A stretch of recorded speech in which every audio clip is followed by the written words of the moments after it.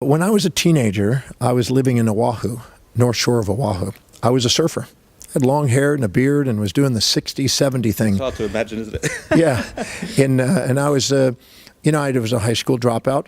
I had learning problems. I really didn't know how to read until I was 18 years old.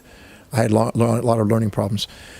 But one night, I almost died at 17. And luckily, a lady found me in a tent, because I was living in a tent at the time.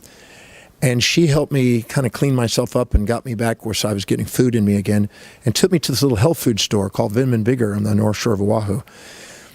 And at that, I was leaving there one day, and I saw a little flyer on the door, and there's something intriguing about the flyer, and I thought, I need to go to this talk. I never went to talks. That was not my reality.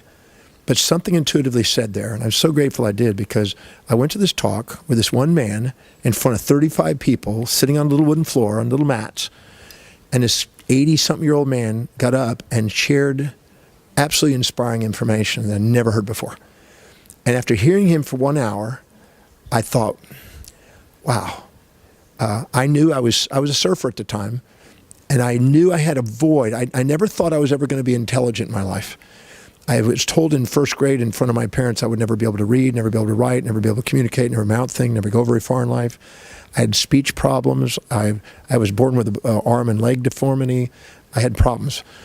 And I ended up dropping out of school. I couldn't read. I didn't really read. And that night, so something he said that made me believe that maybe, just maybe, I could overcome that. I could learn to read, and I could someday become intelligent. And that was so inspiring to me. At that time, I saw an inspiring vision of me standing in front of a group of people speaking the way I dreamed about it. I didn't know that was going to come. I had no idea that was going to hit me that night. But I saw something so vivid that I was just in tears of inspiration. And I saw that so lucidly that I've not lost that vision all these years.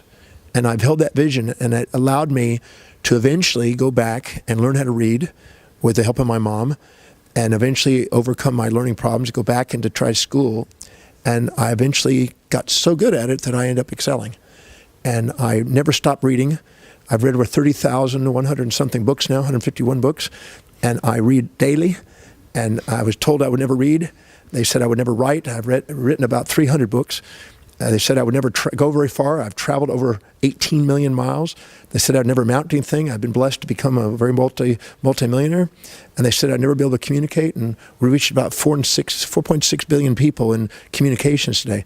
So if anybody told you that somehow you can't do what it is that you dream about doing, thank them.